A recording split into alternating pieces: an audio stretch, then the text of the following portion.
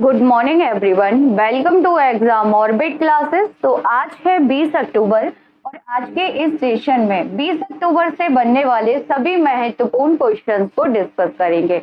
अगर आप किसी भी एग्जाम की तैयारी कर रहे हैं तो ये क्लास आप सभी के लिए बहुत ही महत्वपूर्ण रहने वाली है। तो एक बार आप सभी क्लास को शेयर कर देंगे। तो चलिए डिस्कस करते हैं। सबसे पहले नजर डालते हैं आज की महत्वपूर्ण सुर्खियों पर।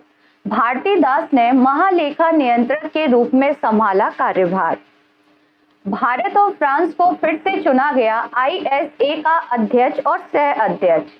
साजन भानवाला अंडर 23 विश्व कुश्ती चैंपियनशिप में ग्रीको रोमन पदक जीतने वाले बने पहले भारतीय पहलवान। लोथल में बनाया जा रहा है national maritime heritage complex.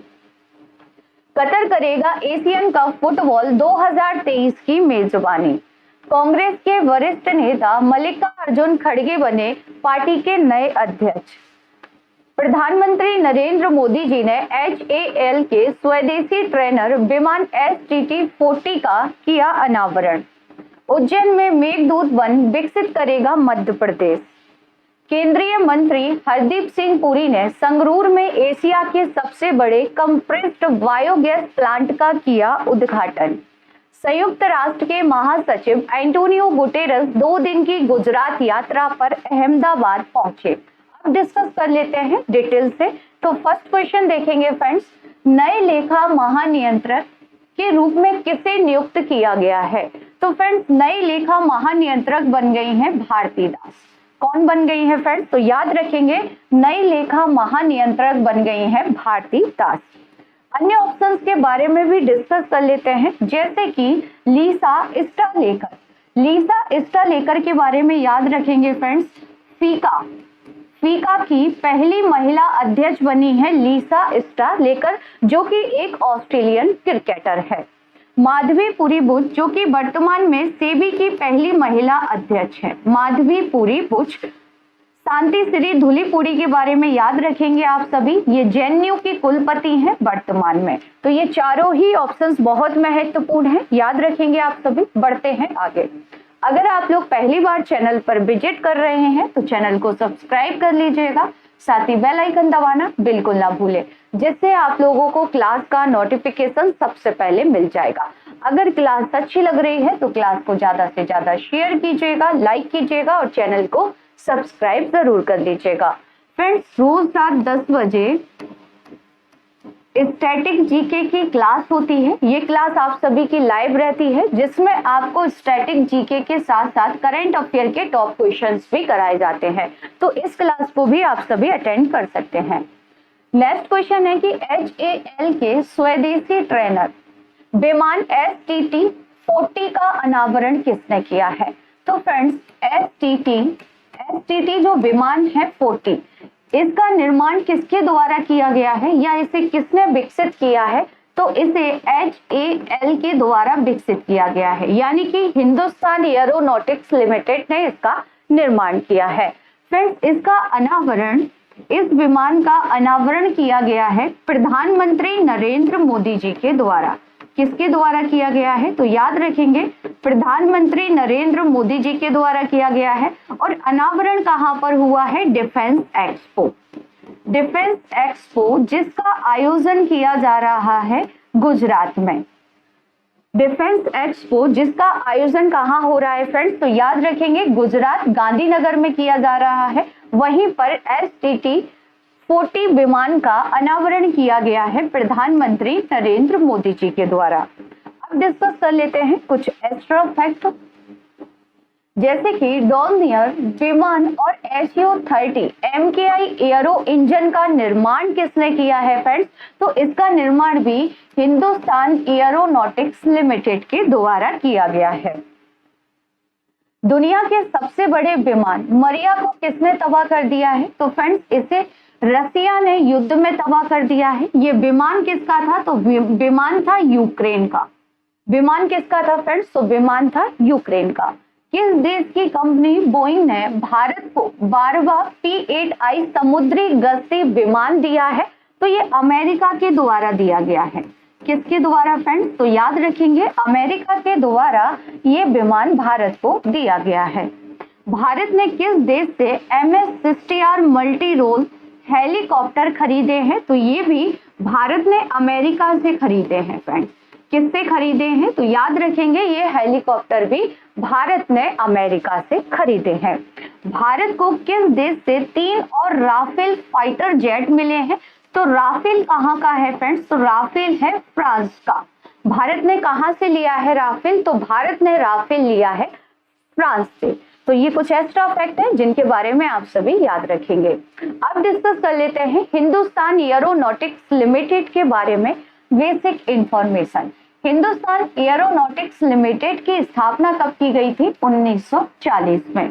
Hindustan aeronautics limited का जो हेडक्वार्टर यानी कि मुख्यालय है वो बेंगलोर कर्नाटक में है और वर्तमान में इसके CMD कौन है फ्रेंड्स? तो R माधवम वर्तमान में HAL के CMD है। कांग्रेस पार्टी के नए अध्यक्ष कौन बने हैं फ्रेंड्स? कांग्रेस। तो कांग्रेस के बारे में डिस्कस कर लेते हैं। कांग्रेस के बारे में फ्रेंड्स याद रखेंगे कांग्रेस का गठन कब किया गया था या स्थापना कब की गई थी? तो 1885 में। किसके द्वारा की गई थी? तो AO ह्यूम के द्वारा की गई थी फ्रेंड्स। याद रखेंगे आप सभी। पहली बैठक पहला जो अधिवेशन हुआ था फ्रेंड्स वो कहां पर हुआ था? तो आंसर होगा बॉम्बे। कहां पर हुआ था फ्रेंड्स? याद रखेंगे बंबई में किया गया था जिसकी अध्यक्षता WC बनर्जी जी के द्वारा की गई थी। तो फ्रेंड्स कांग्रेस पार्टी के नए अध्यक्ष बन गए हैं मल्लिकार्जुन खड़गे। पॉइंट याद रखेंगे फ्रेंड्स, बहुत ही महत्वपूर्ण है ये पॉइंट। पिक में आप सभी इन्हें देख सकते हैं। अगला क्वेश्चन है कि अंतरराष्ट्रीय सौर गठबंधन के अध्यक्ष और सह अध्यक्ष के रूप में फिर से किसे चुन लिया गया है? तो फ्रेंड्स अध्यक्ष के रूप में चुना गया है भारत को और सह अध्यक्ष के रूप में चुना गया है फ्रांस को। जैसा कि आप सभी को ज्ञात है कि अंतरराष्ट्रीय सौर गठबंधन की जो 5वीं सभा है इसका आयोजन कहाँ किया गया है? तो नई दिल्ली में किया गया है। कहां पर किया गया है फ्रेंड्स? याद रखेंगे नई दिल्ली में 5वीं सभा का आयोजन किया गया है। अब डिस्कस कर लेते हैं अंतरराष्ट्रीय सौर गठबंधन के बारे में बेसिक इंफॉर्मेशन। अंतरराष्ट्रीय सौर गठबंधन संधि आधारित एक अंतर सरकारी संगठन है। अंतरराष्ट्रीय सौर गठबंधन का मुख्यालय कहां पर है फ्रेंड्स? तो याद रखेंगे आप सभी गुरुग्राम हरियाणा में है। अंतरराष्ट्रीय सौर गठबंधन की स्थापना की गई थी 30 नवंबर 2015 पेरिस फ्रांस में। फ्रेंड्स पेरिस किस नदी के किनारे है? तो याद रखेंगे सीन नदी के किनारे है और पेरिस में ओलंपिक कब होने वाले हैं? तो 2024 में। ये पॉइंट आप सभी को क्लियर होगा। चलिए आगे बढ़ते हैं। एशियन कप फुटबॉल 2023 की मेजबानी कौन करेगा? बहुत ही महत्वपूर्ण क्वेश्चन है फ्रेंड्स ये आगामी परीक्षा के लिए। तो याद रखेंगे आप सभी एशियन कप फुटबॉल 2023 की मेजबानी की जाएगी कतर के द्वारा। पहले ये मेजबानी कौन करता? तो चाइना के द्वारा की जाती, लेकिन चाइना में कोविड-19 के कारण क्या किया गया है, ये जो मेजबानी है ये दे दी गई है किसको? कतर को। तो यानी कि 2023 में एशियन कप फुटबॉल की मेजबानी कौन करेगा? तो कतर के द्वारा की जाएगी। याद रखेंगे आप सभी। साथ ही यहाँ पर याद रखेंगे कि इसके अलावा 2027 के लिए भारत और सऊदी अरब को शॉर्टलिस्ट किया गया है। यानी कि 2027 में मेजबानी कौन कर सकता है? तो भारत या सऊदी अरब। आगे बढ़ते हैं। अगला क्वेश्चन है कि अंडर 23 कुश्ती विश्व चैंपियनशिप में भारत का पहला ग्रीको रोमन पदक किसने जीता है? तो फ्रेंड्स भारत का पहला ग्रीको रोमन जो पदक है ना ये जीत लिया है पहलवान साजन भानमाला ने। फ्रेंड्स नाम याद रखेंगे, इन्होंने पहला पदक जीत लिया है और ये पदक जीतने वाले पहले भारतीय बन गए हैं। फ्रेंड्स आयोजन कहां पर किया गया था? तो आयोजन किया गया था स्पेन में। कहां पर आयोजित किया गया था? तो स्पेन में इसका आयोजन किया गया था। नेशनल मैरीटाइम हेरिटेज कॉम्प्लेक्स किस राज्य में बनाया जा रहा है? तो फ्रेंड्स ये बन रहा है गुजरात में, और गुजरात में भी कहां पर इसे बनाया जा रहा है? लोथल में। याद रखेंगे कहां पर ये बन रहा है? तो लोथल में इसे बनाया जा रहा है। लोथल जो है ना फ्रेंड्स, ये हड़प्पा सभ्यता का प्रमुख बंदरगाह है। ये पॉइंट भी आप सभी याद रखेंगे।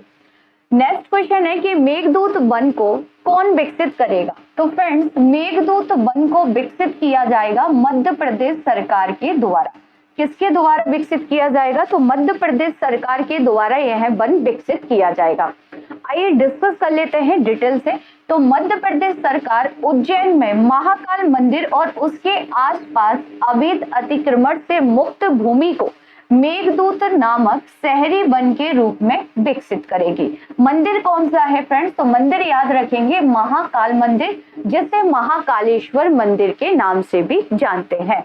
फ्रेंड्स, ये किस नदी के किनारे है? अगर आपसे पूछा जाए उज्जैन किस नदी के किनारे है, तो क्षिप्रा नदी के किनारे है। नेक्स्ट क्वेश्चन है कि एशिया के सबसे बड़े कंप्रेस्ड बायोगैस प्लांट का उद्घाटन कहाँ किया गया है? तो फ्रेंड्स, एशिया का जो सबसे बड़ा कंप्रेस्ड बायोगैस प्लांट है ना, ये लगाया गया है संगरूर पंजाब में। कहाँ पर लगाया गया है? तो संगरूर पंजाब में इसका उद्घाटन किया गया है। डिस्कस करेंगे इसके बारे में। तो केंद्रीय पेट्रोलियम और प्राकृतिक गैस और आवास और शहरी मामलों के मंत्रालय मंत्री हरदीप सिंह पुरी ने पंजाब के संगरूर में एशिया के सबसे बड़े संपीड़ित बायोगैस संयंत्र का उद्घाटन किया है। यह संयंत्र जर्मन की एक कंपनी है, यानी कि जर्मनी की एक कंपनी है बर्बियो एजी। याद रखेंगे आप सभी, बर्बियो एजी द्वारा 220 करोड़ रुपए के निवेश से स्थापित किया गया है।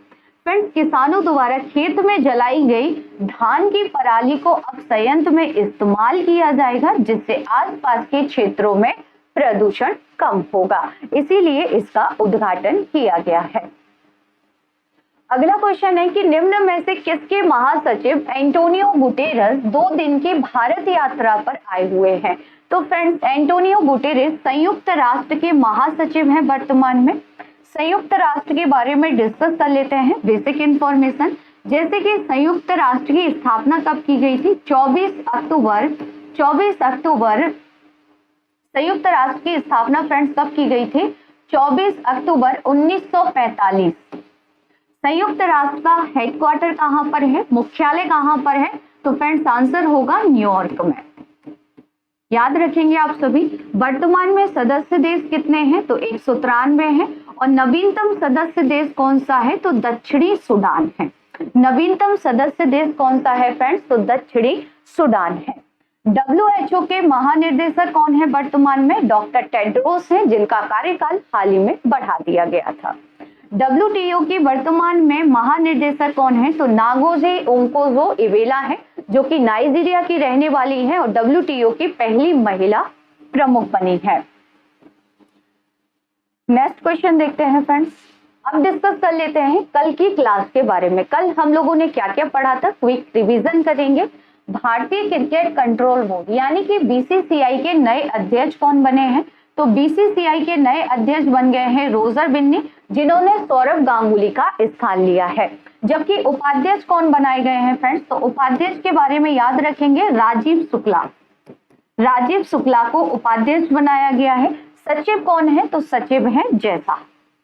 नेक्स्ट क्वेश्चन रिवीजन करेंगे कि किस देश के लेखक सेहान करुणा तिलक द्वारा रचित उपन्यास 7 मूव्स ऑफ माली अल्मेडा ने बुकर पुरस्कार 2022 जीता है? तो ये श्रीलंका के लेखक हैं।